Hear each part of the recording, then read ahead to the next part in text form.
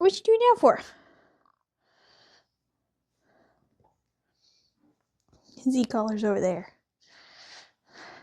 Hi. That's exactly what we were going to work on. He's like, I know that. I'm smart. That's what we've been working on. What are you doing? What? Do you have an itch under your collar? Come here. Oh, there we go. He said, there it is. There we go. Okay. Is that better? What?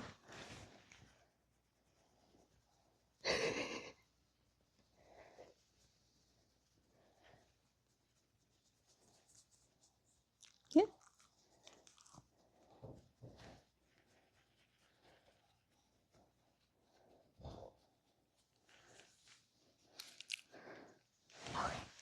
Is that better? All right. Come here. So we've been working on just the verbals. Ryder. Down. Yes. Awesome. Good boy. Ah. Beautiful. Yes. Break. Good. He's still breaking it sometimes, but that was a whole lot better. And the verbal correction, and he went straight back down. That's exactly what we want. I want him to know what I want when we give him that correction marker. Good boy.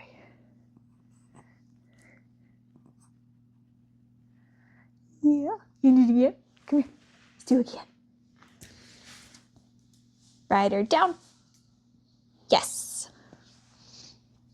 Ah.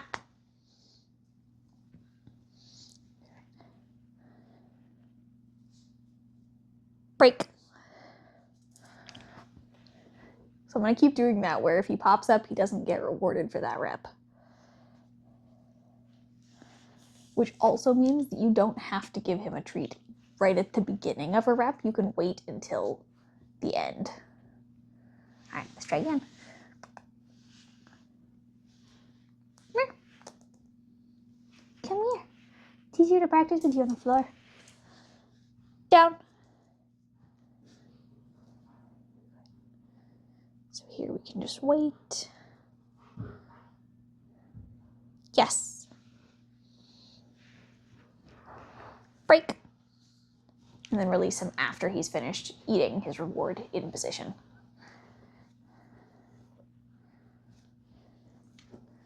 Okay. And just because it's always good to practice in different scenarios, especially when he's right up close here where he has to actually think about how he's laying down because he can't do it in that position. He has to kind of turn like that. So he's gonna have to figure that out in a second, but I'm gonna wait for him to finish itching. Here, why don't I just take this one off for a minute and you can itch all you want. There you go. Stick it on the charger while it's off.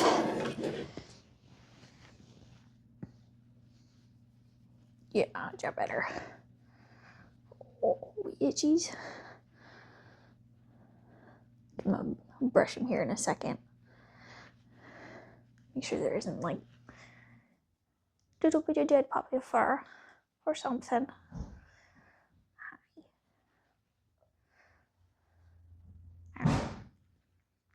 Hi. Oh, you're very cute. All right. Well, I can't ask you to down when you're already there. Hi. You have derailed my plan.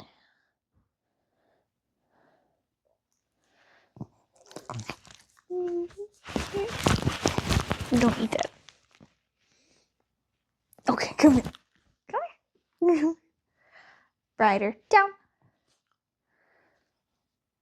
Yes.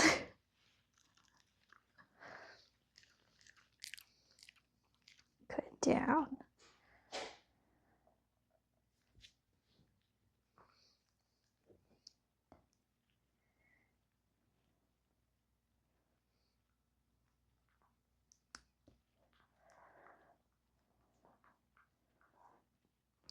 still kind of there, so we're going to see how he does. Yes. Good down. Break. Good job. Let's do it again. Down.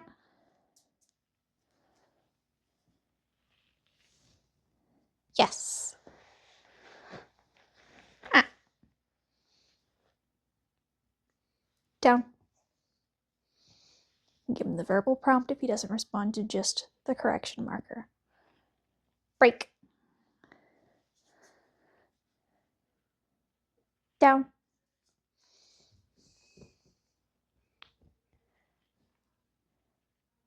Yes.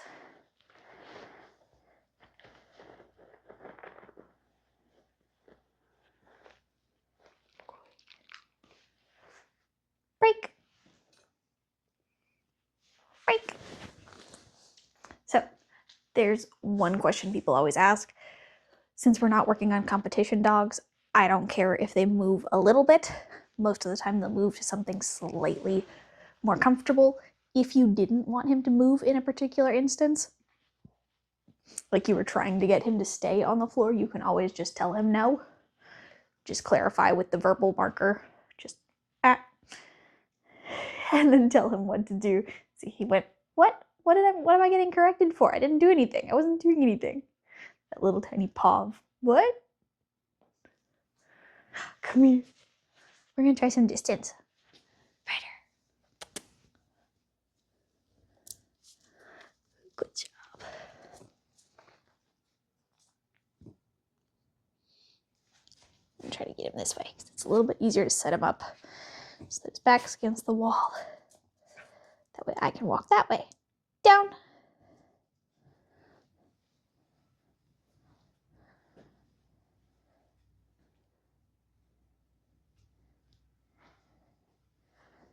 Yes. Ah.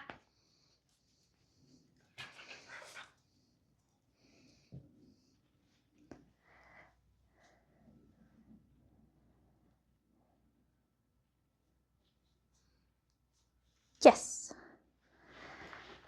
Ah.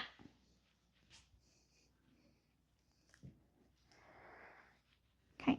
It's in my hand now, so I've got a slightly better chance.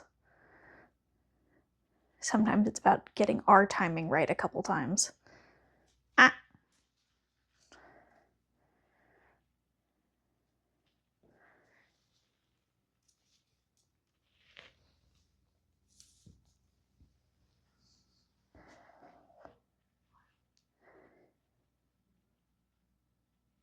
Yes. Break. So he is very motivated by the food, which gets him to keep popping up. You can kind of see it's almost automatic.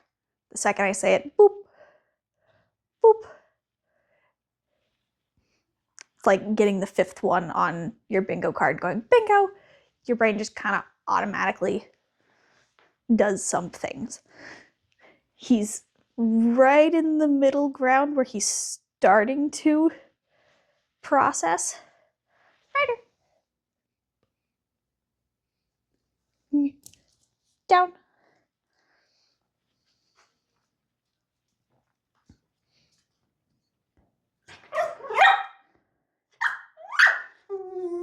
You're getting frustrated.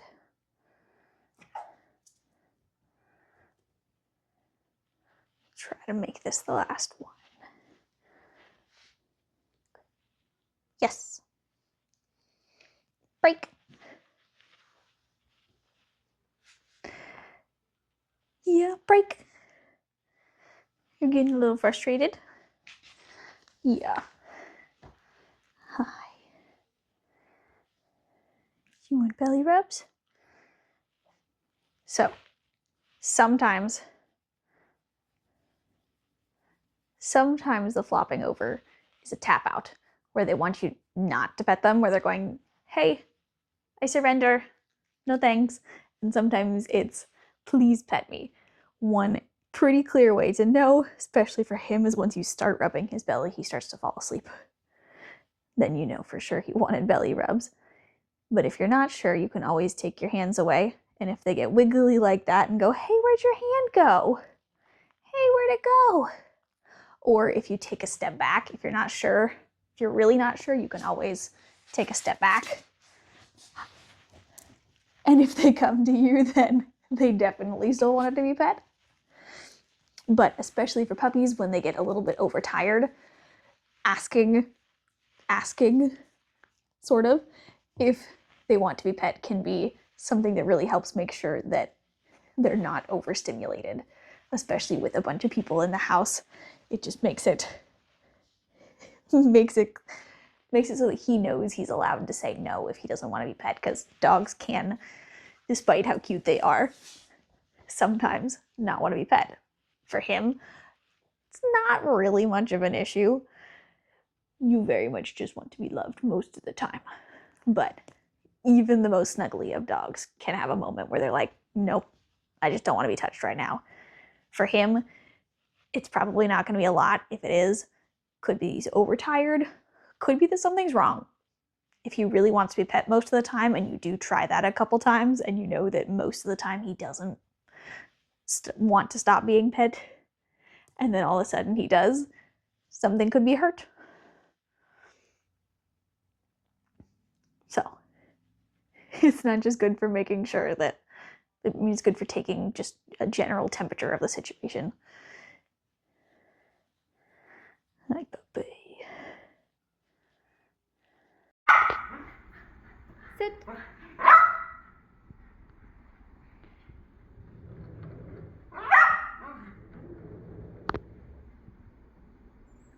Break.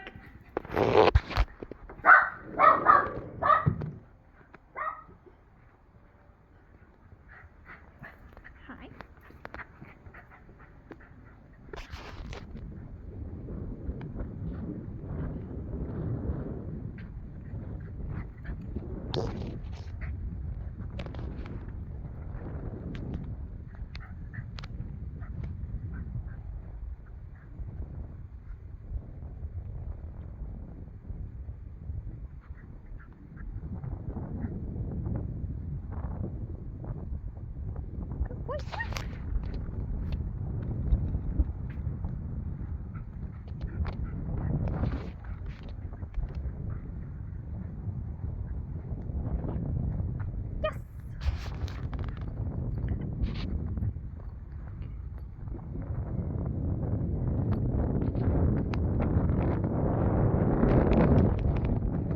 Ryder, come.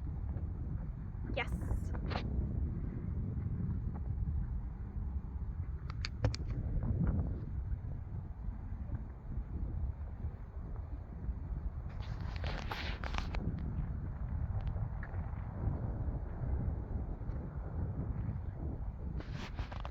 Good boy. Good boy. We're working. Longer past the purse. Good.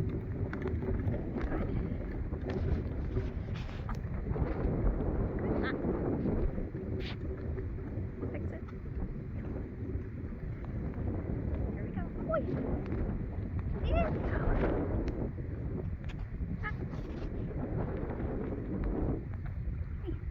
Here we go. It's a little more distracted.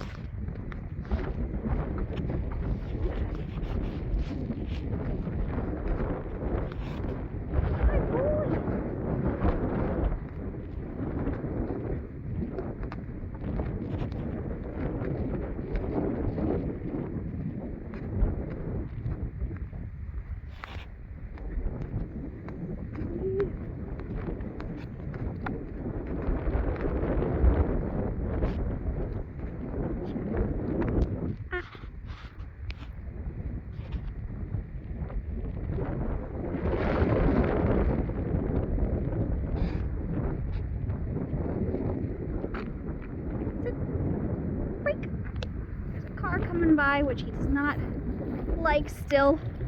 So at the moment, I'm not going to ask him to heel past, especially the big ones. Oh boy.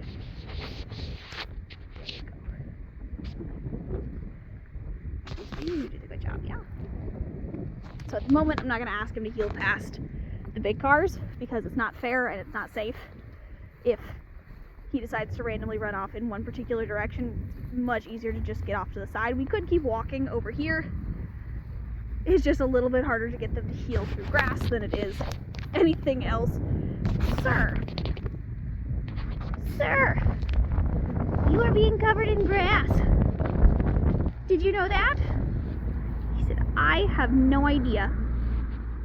Come on, let's go. Let's go. He's been very itchy today. I'm gonna make sure he's got a bath before he goes home. All right, we're just gonna keep working on that on our walk, but I wanted to show you how he was doing walking past a person. Probably would have been a little bit better if I didn't have my camera out, because then I've got my full attention on him, but that was not too bad, buddy. That was not too bad. So, not something I would do on that main road. All of the traffic on the street comes down that way, but we're on one of the little side roads. It's not my side road, so he's getting to practice somewhere different. But off-leash skills does not necessarily mean that he has to actually be off-leash. The extendable leashes aren't the best choice for dragging like this, because then it's just thumping behind him, and that's going to freak him out. And it's far more likely to get caught on something. But if you've got a nice little leash like this, still be careful. That one is a slip leash. So, I mean, no matter what leash you've got them on, you still want to be careful. Make sure they're not getting caught on anything. You're always watching them. If they're off leash, you should always be watching them in the first place. So, just extra attention. But he's doing very well staying near me as we move. He's moving at his own pace, he's wandering, he's exploring, but if I come this way, he's coming this way. He's not. That is a lot of winds. Ryder. Yes. Getting him to check in after something scary like that is good practice. Good boy. That was kind of spooky. Those are very big compared to you. And very loud. Good. This is what we're kind of looking for. That he's in general not going too far from me. Good boy. Yes! Practicing lots of engagement still. That is something you'll practice for a while. Something you never really stop practicing. It's always a good habit. Good boy, let's go.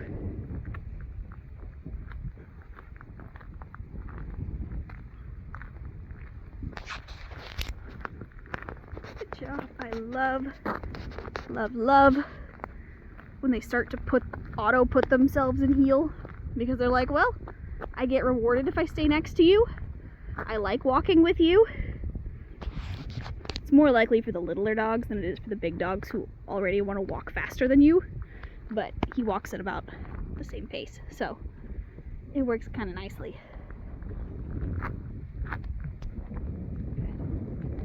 I walk on, he finishes up his sniffing and comes with me. That's what we're looking for. It's beautiful.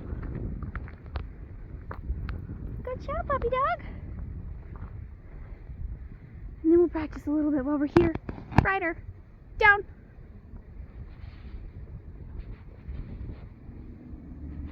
No button press yet. Giving him a second.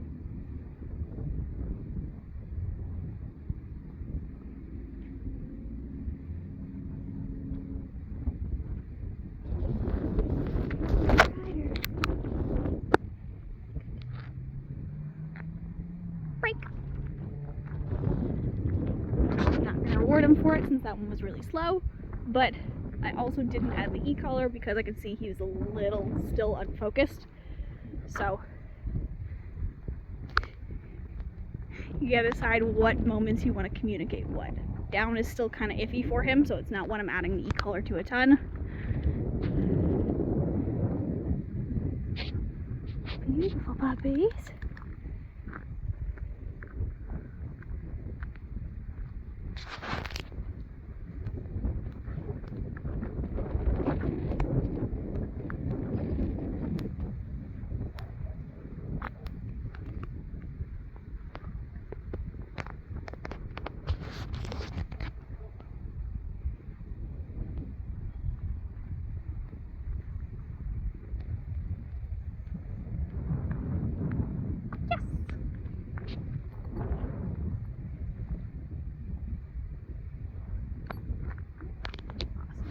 before we get back all the way to the street. I'll make sure I picked up his leash. Because like I said, just because you can do this does not mean we want to do this around the cars.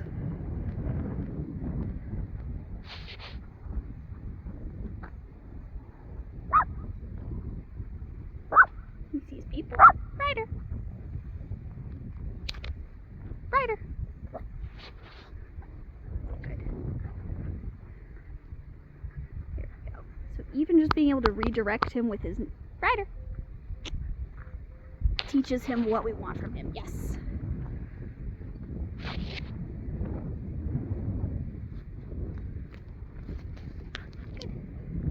Good boy. And we'll heel one more time before we get back to the house.